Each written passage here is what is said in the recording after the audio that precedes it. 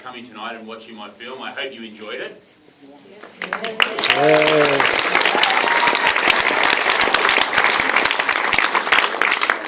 I'll just use, it doesn't seem to be working, the mic. So you guys at the back can hear me okay? I tend to have a bit of a loud voice. All right, good. We'll get the lights on here in a second. I'll put this down. So I know that your time is really valuable. In today's world, there's so many choices, so much going on.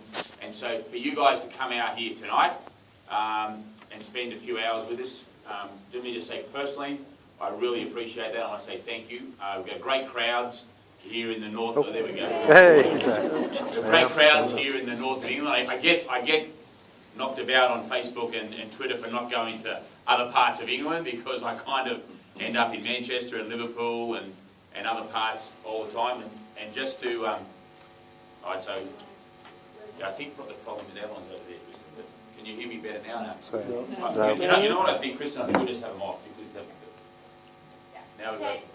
Buzzing. Yeah, that's off. Is that off? Yeah. So what happened when you came in with this one a second ago? Technical problem. Why don't you head up with both of them over there, playing Kristen, and then sorry, guys. Get the guy to just kill the sound in here altogether. Because I think it's with this filmer. Thank you. That's not pleasant. Yeah. So basically, great crowd. Pardon?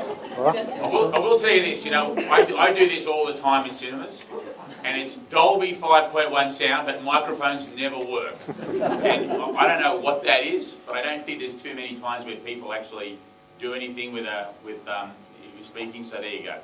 So, this film, what I want to do, I want to allow plenty of time for Q&A here and hear your thoughts, but I'll just give you a few ideas and a few things to just get an update.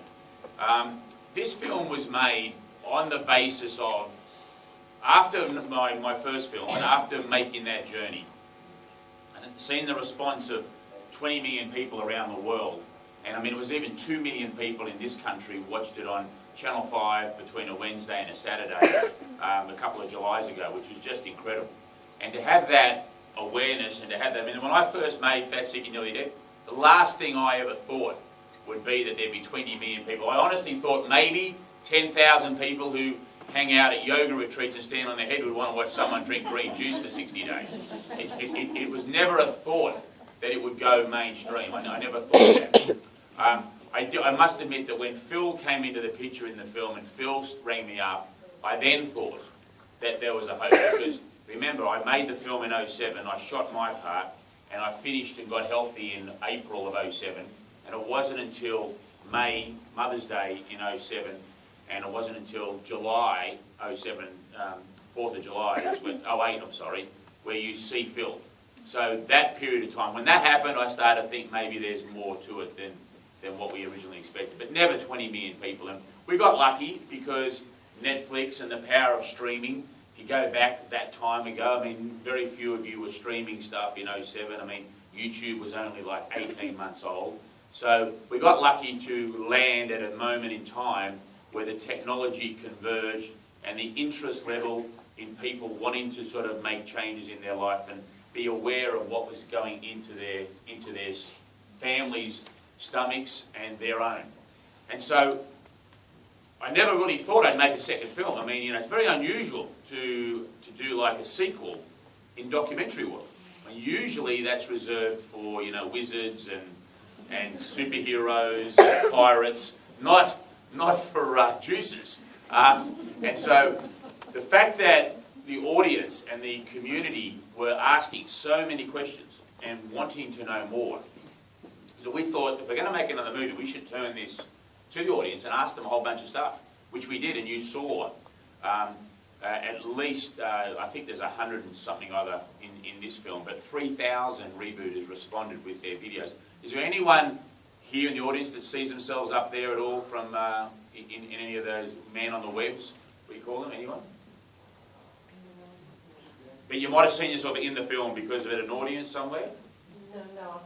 Okay, so there are 3,000 of these videos were sent in, which is like 45 minutes. So we had to get in like 4 or 5 editors to go through it all. But the themes that you see in this film were the themes that came from that crowd, which was awesome. So it was kind of like crowdsourcing information. What do you want to hear? What is important to you? What works? What doesn't? And you saw snippets of it from the audience. So that's what we try to do in our films. We try to make them more relatable. We don't try and preach. We don't think that works. We think telling people what to do really doesn't work. It's about showing.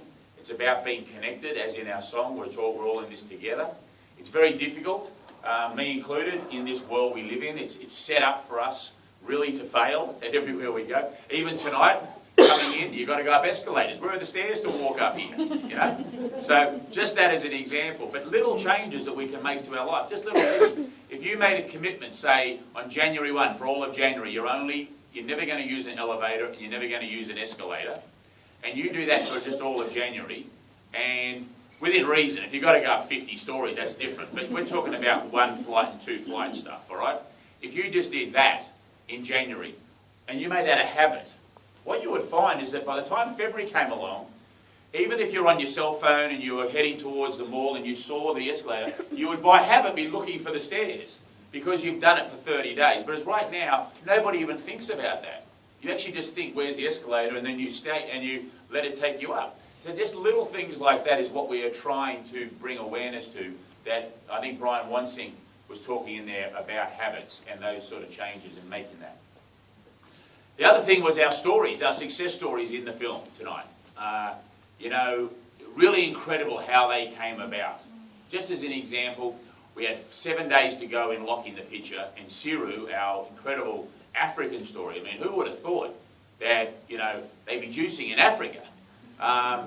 And I get an email through a Facebook message on the Friday night when I've told the guys we're locking picture, which means no more changes, nothing.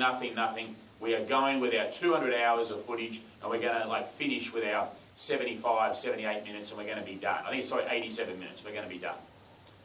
So I go home after making that speech to the team. I get on Facebook, and up comes this message from Siru in Kenya, in Nairobi, and I'm like, what did I just say? I've got to get her in the picture. I've got to get her in the picture. How am I going to make this work? So I started looking at flights about me flying over the next day on the Saturday morning, and I started working out if I flew there, I could get back by Tuesday, and I thought, no, that's not going to work. And that's just going to be too much flying. You've got to fly to London, then you've got to fly down. It's going to be like a day in the plane, day back.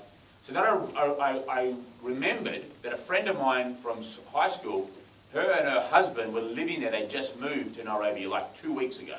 And she used to be a producer with television and in the news. So she knows how to organise a shoot. So it was the middle of the night there, because it was late at night in New York.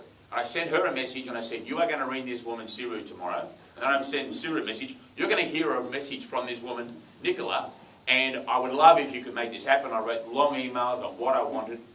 And Nicola woke up, got the film crew together on the Saturday morning, shot it in the Saturday afternoon, all the crowd scenes, shot Siru on the Sunday morning with her friend and in her family in her little apartment there.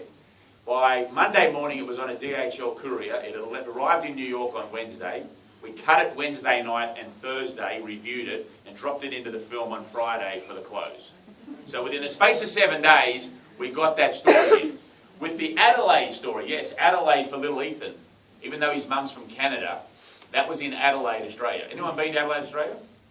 Beautiful part of the world. I was down there for Australia Day, and it was like 43 degrees. It was just a heat wave going on. And I did this event on the night before Australia Day night, and it was a few hundred people, and I went back to my hotel room, and I was going to fly out the next morning at 8 o'clock, get on Facebook, a message. His mum never knew I was even in Adelaide. She was just sending out a message saying, Joe, I want to say thank you.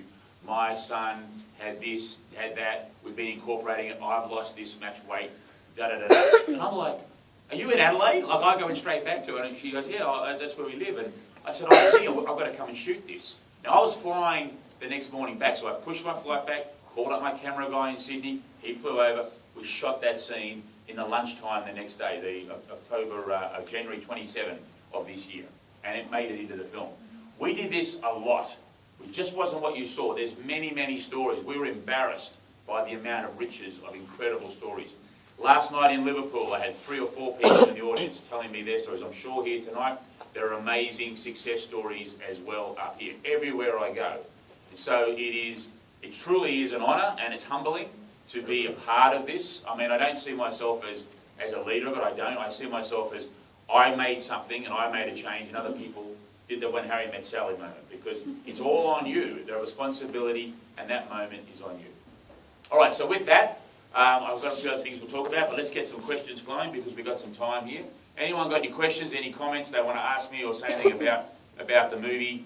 Give me any thoughts or ideas. Yeah, we'll start here.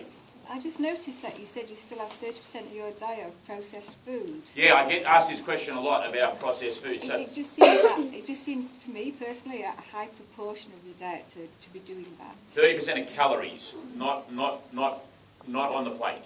Okay. So when you line up 100 calories of chocolate and 100 calories of kale, and you put it on the plate, then it kind of looks okay. But here's how I view this. See, where I look at this, and there's a lot of people out there that are raw, that are vegan, that are incredibly strict with their diet. But that amount of people is like this compared to the rest of the world like this. And so for me, it's like that's a really high bar to hit, having no processed food in your life. Where do you draw the line on what is processed and what is not processed?